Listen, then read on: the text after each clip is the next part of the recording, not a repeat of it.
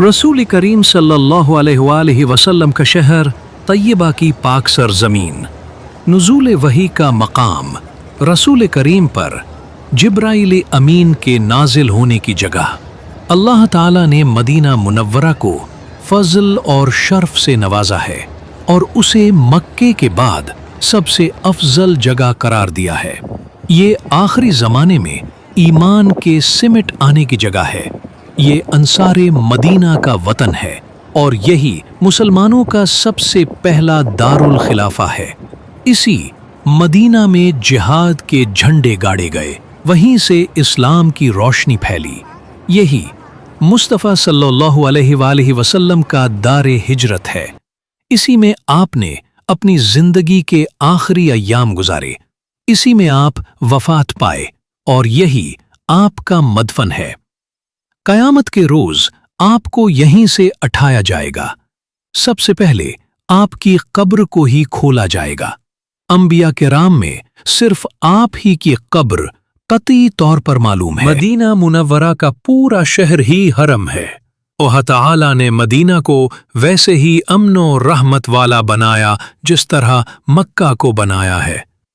आप सल्लल्लाहु अलैहि वसल्लम ने फरमाया, जिस तरह इब्राहीम अलैहिस्सलाम ने मक्का को हरम करार दिया और उसमें अमन कायम फरमाया, इसी तरह मैं मदीना को हरम करार देता हूँ।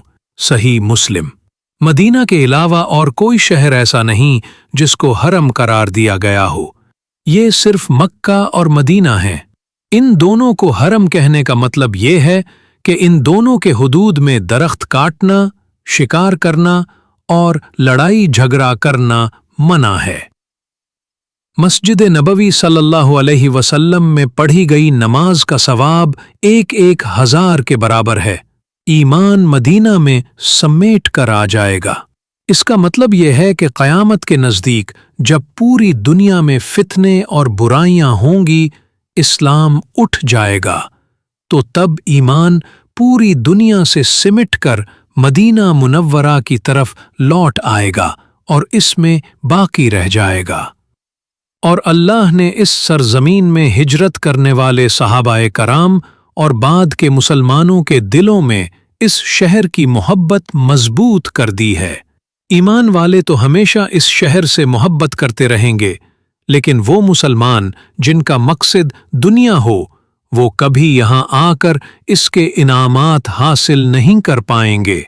ईमान में पुख्तगी और मजबूती रखने वाले ही यहाँ की कशिश को समझ सकते हैं और उन्हें यहाँ रहने की तौफीक मिलती है।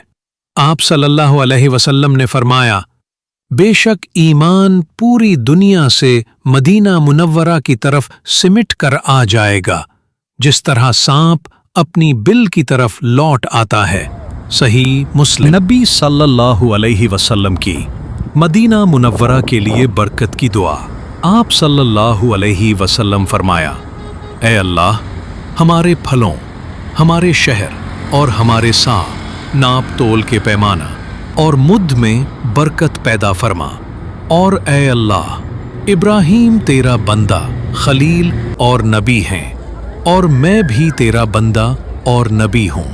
बेशक इन्होंने तुझसे मक्का के लिए दुआ की और मैं तुझसे मदीना के लिए दुआ करता हूँ कि तू इसके बराबर या उससे भी दोगुनी बरकत अता फरमा। सही बुखारी।